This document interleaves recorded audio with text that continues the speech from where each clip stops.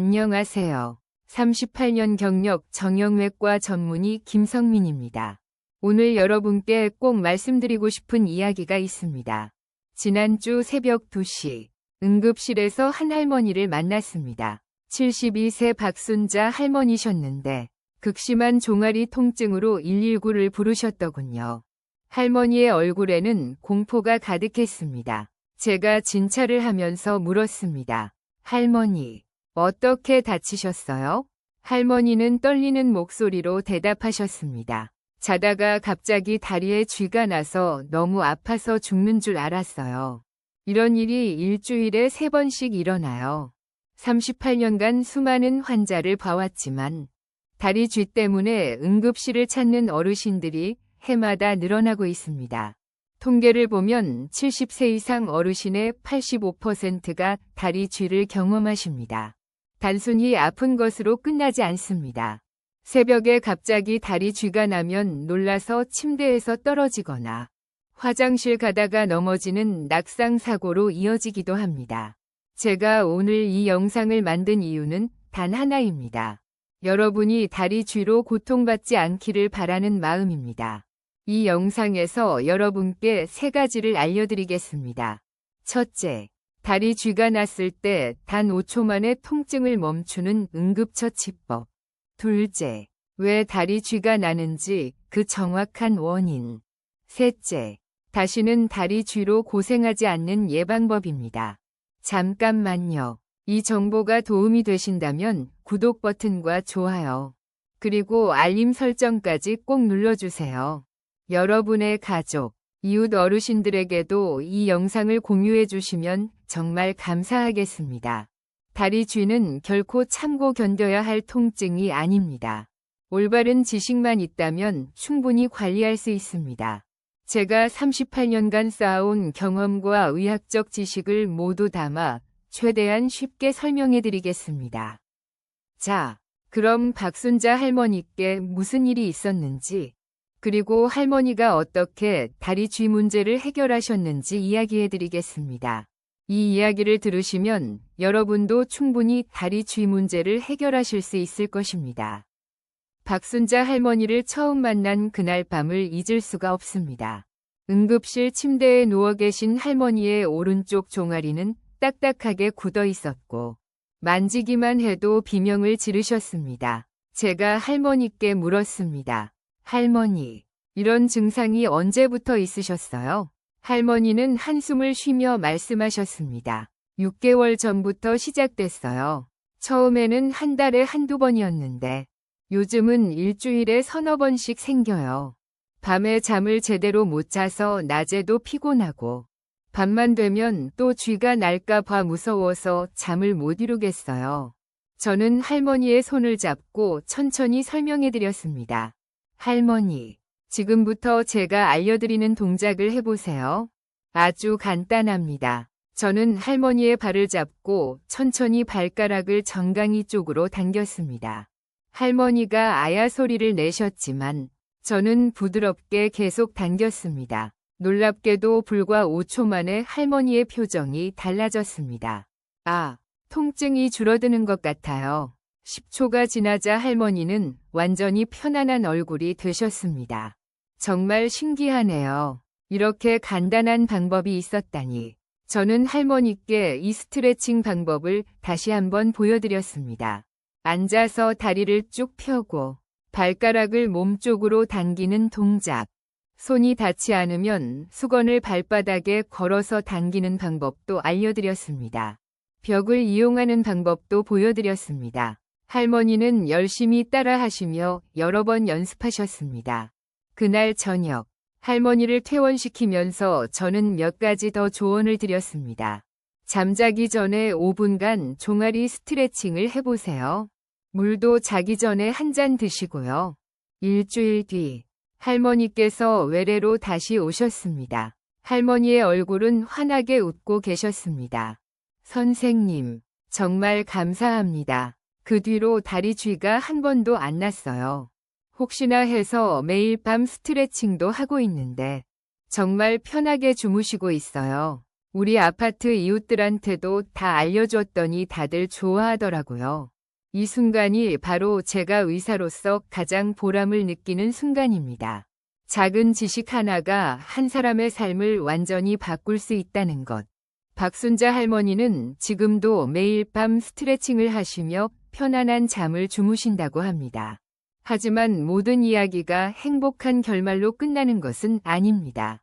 3년 전 겨울, 68세 이철수 할아버지를 만났을 때의 일입니다. 할아버지는 무릎 골절로 입원하셨는데 골절의 원인이 바로 다리 쥐였습니다. 할아버지께서 말씀하셨습니다. 새벽 3시쯤 화장실 가려고 일어났는데 갑자기 오른쪽 종아리에 쥐가 났어요. 너무 아파서 비틀거리다가 화장실 문에 부딪혀서 넘어졌습니다. 그때 무릎을 다쳤어요. 할아버지는 다리 쥐가 나면 그냥 참고 견디면 된다고 생각하셨답니다. 하지만 그 결과는 무릎 골절과 3개월간의 재활 치료였습니다. 더 안타까운 경우도 있었습니다. 73세 최명숙 할머니는 다리 쥐가 날 때마다 손으로 세게 주무르셨다고 합니다. 인터넷에서 주무르면 좋다는 글을 보셨대요. 하지만 너무 세게 주무르다 보니 근육이 손상되고 그 부위에 염증이 생겼습니다. 할머니께서 저한테 오셨을 때는 이미 종아리가 빨갛게 부어 있었고 걷기조차 힘들어 하셨습니다. 할머니, 왜 진작 오시지 않으셨어요? 제 질문에 할머니는 조용히 대답하셨습니다. 그냥 나이 들면 다 아픈 줄 알았어요. 참아야 하는 줄 알았죠. 가장 충격적이었던 사례는 75세 박동진 할아버지였습니다. 할아버지는 당뇨병을 앓고 계셨는데 다리 쥐가 나면 뜨거운 핫팩을 대셨다고 합니다. 따뜻하게 하면 좋아진다는 말을 들으셨대요. 하지만 당뇨병으로 인해 감각이 둔해진 상태에서 너무 뜨거운 핫팩을 사용하셨고 결국 2도 화상을 입으셨습니다. 이런 사례들을 볼 때마다 제 가슴이 아팠습니다. 조금만 더 일찍 올바른 정보를 알고 계셨다면, 조금만 더 일찍 병원을 찾으셨다면 이런 고통을 겪지 않으셨을 텐데. 그래서 저는 결심했습니다. 더 많은 분들께 정확한 정보를 알려드려야겠다고. 다리 쥐는 절대 참고 견뎌야 할 통증이 아닙니다. 올바른 대처법을 모르면 2차 피해로 이어질 수 있습니다. 낙상으로 인한 골절, 무리한 마사지로 인한 근육 손상, 잘못된 온열 치료로 인한 화상. 이 모든 것이 실제로 일어나는 일들입니다. 여러분, 부디 이런 실수를 반복하지 마세요. 지금부터 제가 알려드리는 정확한 방법을 따라해 주세요. 그렇다면 다리 쥐는 왜 생기는 걸까요? 38년간 수천 명의 환자를 진료하면서 제가 깨달은 것이 있습니다. 다리 쥐를 제대로 이해해야만 제대로 대처할 수 있다는 것입니다. 의학적으로 다리 쥐는 근육 경련이라고 합니다. 근육이 갑작스럽게 수축하면서 딱딱하게 굳어지는 현상이죠. 우리 뇌는 평소에 근육에 신호를 보내서 적절히 수축하고 이완하도록 조절합니다. 그런데 이 조절 기능에 문제가 생기거나 근육 세포 안에 칼슘 이온이 과도하게 방출되면 근육이 과도하게 수축하게 됩니다. 이것이 바로 다리 쥐입니다. 제가 진료실에서 가장 많이 듣는 질문이 있습니다. 선생님, 저는 왜 자꾸 다리 쥐가 날까요? 첫 번째 원인은 전해질 불균형입니다. 특히 마그네슘과 칼륨이 부족하면 근육 경련이 잘 일어납니다. 작년에 만난 65세 김영희 할머니는 고혈압 약을 드시고 계셨는데 이뇨제 성분 때문에 칼륨이 빠져나가면서 다리 쥐가 자주 나셨습니다. 칼륨 보충제를 처방해드렸더니 증상이 많이 좋아지셨죠. 두 번째는 탈수입니다. 몸에 물이 부족하면 혈액순환이 나빠지고 근육에 필요한 영양분과 산소 공급이 줄어듭니다. 특히 어르신들은 갈증을 잘 느끼지 못하셔서 물을 충분히 드시지 않는 경우가 많습니다. 세 번째는 근육 피로입니다. 오래 서 계시거나 평소보다 많이 걸으신 날 혹은 오랫동안 같은 자세로 앉아 계시면 근육이 피로해집니다. 70세 정만수 할아버지는 손자 돌보시느라 하루 종일 서 계신 날이면 꼭 다리 쥐가 나신다고 하셨습니다. 네 번째는 혈액순환 장애입니다. 나이가 들면 혈관이 좁아지고 탄력이 떨어집니다. 특히 다리는 심장에서 가장 멀리 있어서 혈액순환이 더 어렵습니다. 혈액순환이 나빠지면 근육에 산소와 영양분이 제대로 공급되지 않아 경련이 일어나기 쉽습니다. 다섯 번째는 약물 부작용입니다. 고혈압 약, 이뇨제, 콜레스테롤 약 등 일부 약물은 전해질 균형을 깨뜨려 다리 쥐를 유발할 수 있습니다. 만약 약을 드시기 시작한 후부터 다리 쥐가 자주 난다면 주치의와 상담해보세요. 마지막으로 기저질환입니다. 당뇨병, 신장질환, 갑상선 질환이 있으면 다리 쥐 발생률이 높아집니다. 이런 질환들은 전해질 균형과 신경 기능에 영향을 미치기 때문입니다. 여러분, 다리 쥐는 단순히 나이 때문만은 아닙니다. 반드시 원인이 있습니다. 그 원인을 알아야 제대로 예방할 수 있습니다. 진료실에서 환자분들께서 가장 궁금해하시는 질문이 하나 더 있습니다. 선생님, 왜 하필 밤에만 다리 쥐가 날까요? 낮에는 멀쩡하다가 밤만 되면 생기는 이유가 무언가요? 정말 좋은 질문입니다. 저도 처음 의사가 되었을 때 이 질문에 답을 찾기 위해 많은 연구 논문을 읽었습니다. 그리고 깨달은 것이 있습니다. 밤에 우리 몸에는 특별한 변화가 일어난다는 것을요. 첫째, 잠을 잘 때는 혈액순환이 느려집니다. 심장 박동수가 줄어들고 혈압도 낮아집니다. 당연히 근육으로 가는 혈류량도 줄어들게 됩니다. 특히 다리는 심장에서 가장 먼 곳에 있어서 혈액순환이 더욱 어려워집니다. 작년에 만난 69세 송기철 할아버지는 매일 밤 새벽 3시쯤 다리 쥐가 나신다고 하셨습니다. 검사해보니 말초 혈관순환이 좋지 않으셨어요. 혈액순환 개선 약물과 함께 잠자기 전 가벼운 스트레칭을 권해드렸더니 증상이 많이 좋아지셨습니다. 둘째, 하루 동안 쌓인 근육 피로가 밤에 폭발합니다. 낮 동안 우리는 걷고, 서고, 계단을 오르내리며 다리 근육을 계속 사용합니다. 이 피로가 누적되어 밤에 근육이 경련을 일으키기 쉬운 상태가 됩니다. 셋째, 수면 자세의 문제입니다. 많은 분들이 발가락을 아래로 향하게 하는 자세로 주무십니다. 이 자세는 종아리 근육을 짧게 만들어 경련이 일어나기 쉽게 만듭니다. 72세 이순덕 할머니께 발을 중립 자세로 유지할 수 있도록 베개를 다리 밑에 받치고 주무시라고 권해드렸더니 다리 쥐 빈도가 절반으로 줄었습니다.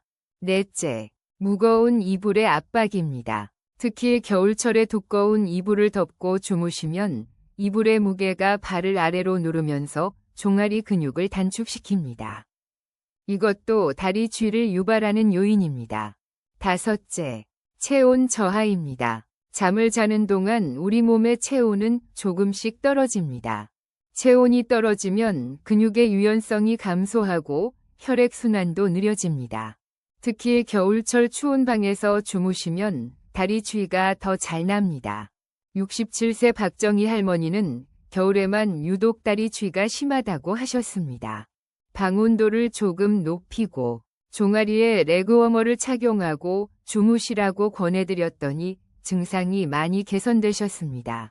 여섯째, 탈수 상태입니다. 많은 분들이 밤에 화장실 가는 것이 번거로워서 저녁 이후에는 물을 드시지 않습니다. 하지만 잠자는 동안에도 우리 몸은 호흡과 땀으로 수분을 잃습니다. 이렇게 탈수 상태가 되면 다리 쥐가 나기 쉽습니다. 이제 이해가 되시나요? 밤에 다리 쥐가 잘 나는 것은 우연이 아닙니다. 여러 가지 요인들이 복합적으로 작용한 결과입니다. 자, 이제 가장 중요한 부분입니다. 다리 쥐가 났을 때 어떻게 해야 할까요? 제가 38년간 수천 명의 환자를 치료하면서 가장 효과적이라고 확인한 방법을 알려드리겠습니다. 박순자 할머니께 알려드렸던 바로 그 방법입니다. 먼저, 당황하지 마세요. 다리 쥐는 대부분 몇 분 안에 저절로 풀립니다. 하지만 제가 알려드리는 방법을 사용하면 단 5초 만에 통증을 줄일 수 있습니다. 첫 번째 방법, 앉은 자세 스트레칭입니다. 침대나 바닥에 앉으세요. 아픈 쪽 다리를 쭉 펴세요. 이때 무릎은 굽히지 말고 최대한 쭉 펴야 합니다. 발가락을 손으로 잡고 몸 쪽으로, 즉 정강이 쪽으로 천천히 당기세요.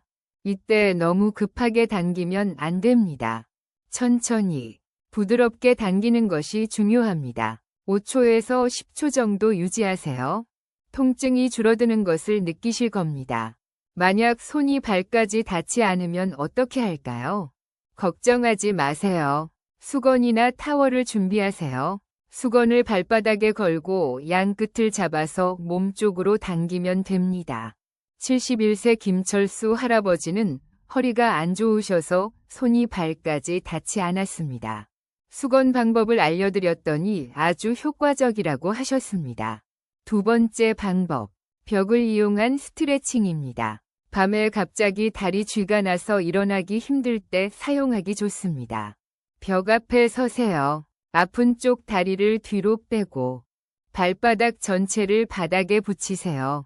양손으로 벽을 짚고 천천히 체중을 앞으로 기울이세요. 이때 뒤쪽 다리의 무릎은 쭉 펴야 합니다. 종아리가 당기는 느낌이 들 때까지 천천히 몸을 앞으로 숙이세요. 10초에서 15초 정도 유지하세요. 68세 정미숙 할머니는 이 방법이 가장 편하다고 하셨습니다.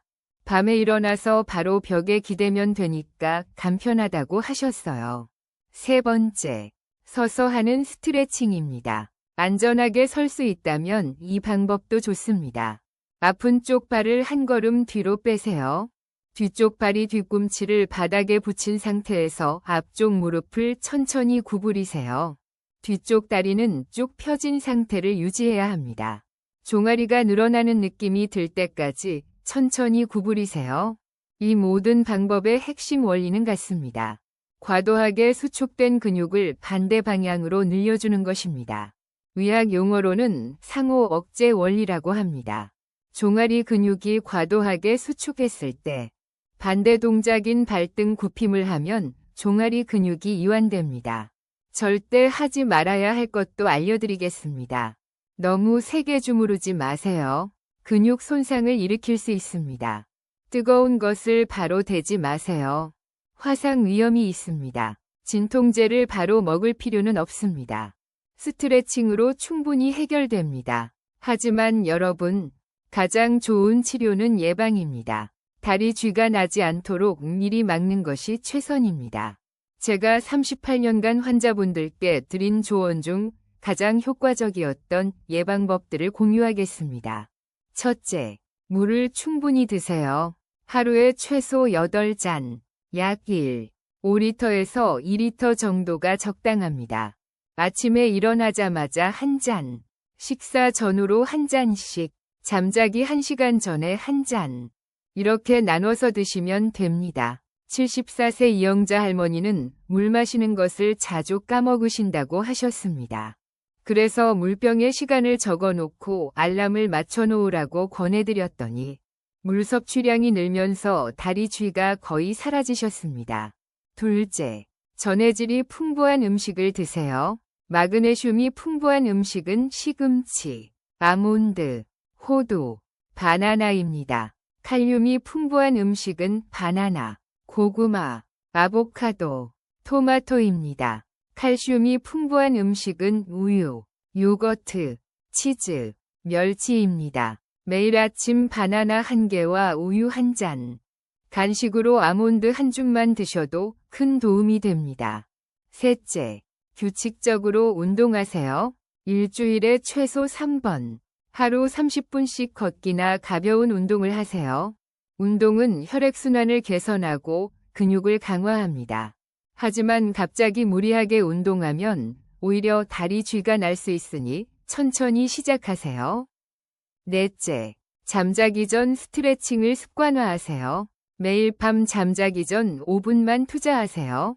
종아리 스트레칭, 허벅지 스트레칭, 발목 돌리기. 이 세 가지만 해도 충분합니다.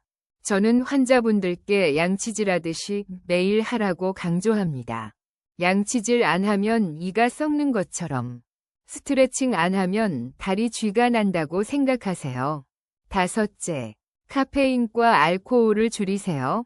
커피, 녹차, 홍차에 들어있는 카페인은 이뇨작용을 해서 탈수를 일으킵니다. 술도 마찬가지입니다. 저녁에는 카페인 음료 대신 따뜻한 물이나 보리차를 드세요. 6째, 금연하세요. 담배는 혈관을 수축시켜 혈액순환을 방해합니다. 70세 최병호 할아버지는 50년 동안 담배를 피우셨는데 금연하신 후 3개월 만에 다리 쥐가 거의 사라지셨습니다. 7째, 적정 체중을 유지하세요. 과체중은 다리에 부담을 주고 혈액순환을 방해합니다. 8째, 올바른 수면 자세를 취하세요. 발가락이 아래로 향하지 않도록 주의하세요.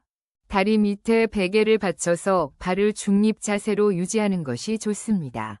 무거운 이불보다는 가벼운 이불을 사용하세요. 9째, 적절한 신발을 신으세요. 너무 높은 굽이나 너무 딱딱한 신발은 다리 근육에 부담을 줍니다. 편안하고 쿠션이 좋은 신발을 선택하세요. 이 모든 것들을 한꺼번에 다 하려고 하면 부담스러울 수 있습니다. 하나씩 천천히 습관으로 만들어 가세요. 마지막으로 조금 더 깊이 있는 정보를 드리겠습니다. 계절별로 그리고 질환별로 주의해야 할 점들이 있기 때문입니다. 먼저 계절별 관리법입니다. 여름철에는 땀을 많이 흘리면서 탈수와 전해질 손실이 심합니다. 에어컨 바람에 다리가 직접 노출되면 근육이 차갑게 식으면서 경련이 일어나기 쉽습니다. 작년 여름 66세 강미선 할머니는 에어컨을 켠 채로 주무시다가 매일 다리 쥐가 나셨습니다. 얇은 담요로 다리를 덮고 주무시라고 권해드렸더니 바로 좋아지셨습니다. 겨울철에는 추운 날씨로 혈관이 수축하고 근육이 경직됩니다. 실내 온도를 적절히 유지하고 잠잘 때 레그워머나 긴 양말을 신는 것이 도움이 됩니다. 다음은 질환별 주의사항입니다. 당뇨병 환자분들은 혈당 관리가 가장 중요합니다. 혈당이 높으면 신경 손상과 혈액순환 장애가 생깁니다. 또한 당뇨병성 신경병증이 있으면 감각이 둔해져서 다리 쥐를 느끼지 못하는 경우도 있습니다. 정기적으로 신경검사를 받으세요. 고혈압이나 신장질환이 있는 분들은 나트륨 섭취를 조절해야 하지만 칼륨과 마그네슘 섭취는 주치의와 상담 후 결정하세요. 특히 신장 기능이 나쁜 경우 칼륨을 과도하게 섭취하면 위험할 수 있습니다. 골다공증 약을 드시는 분들은 칼슘 보충제를 드실 때 마그네슘도 함께 드시는 것이 좋습니다. 칼슘만 드시면 마그네슘이 상대적으로 부족해질 수 있습니다. 보충제 복용에 대해서도 말씀드리겠습니다. 마그네슘 보충제는 하루 300에서 400mg 정도가 적당합니다. 저녁 식사 후나 잠자기 전에 드시는 것이 효과적입니다. 처음 드시면 설사를 할 수 있으니 소량부터 시작하세요. 칼슘 보충제는 비타민 D와 함께 드시는 것이 흡수율이 좋습니다. 식후에 드시는 것이 위장 장애를 줄일 수 있습니다. 하지만 보충제를 드시기 전에는 반드시 주치의와 상담하세요. 특히 신장질환이나 심장질환이 있는 경우 전해질 보충제가 위험할 수 있습니다. 이제 정말 마지막입니다. 언제 병원을 꼭 가야 할까요? 다리 쥐가 일주일에 3번 이상 반복된다면, 다리 쥐와 함께 다리가 붓거나 색깔이 변한다면, 다리 쥐가 10분 이상 지속된다면, 다리에 힘이 빠지거나 감각이 이상하다면 반드시 병원을 방문하세요. 이런 경우는 단순한 다리 쥐가 아니라 다른 질환의 신호일 수 있습니다. 말초동맥 질환, 척추관 협착증, 신경압박 등이 원인일 수 있으니 정밀 검사가 필요합니다. 여러분, 오늘부터 실천해보세요. 매일 밤 5분 스트레칭, 하루 8잔 물 마시기, 전해질 풍부한 음식 먹기. 이 세 가지만 실천해도 다리 쥐는 확실히 줄어듭니다. 제가 일주일 도전 과제를 드리겠습니다. 오늘부터 일주일 동안 매일 밤 자기 전 5분 스트레칭을 해보세요. 그리고 하루 8잔 물 마시기를 실천해보세요. 일주일 후 여러분의 변화를 댓글로 알려주세요.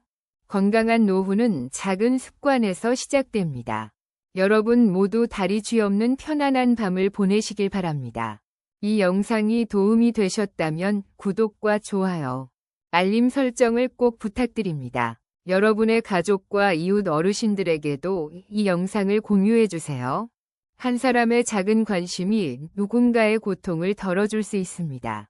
시청해주셔서 감사합니다.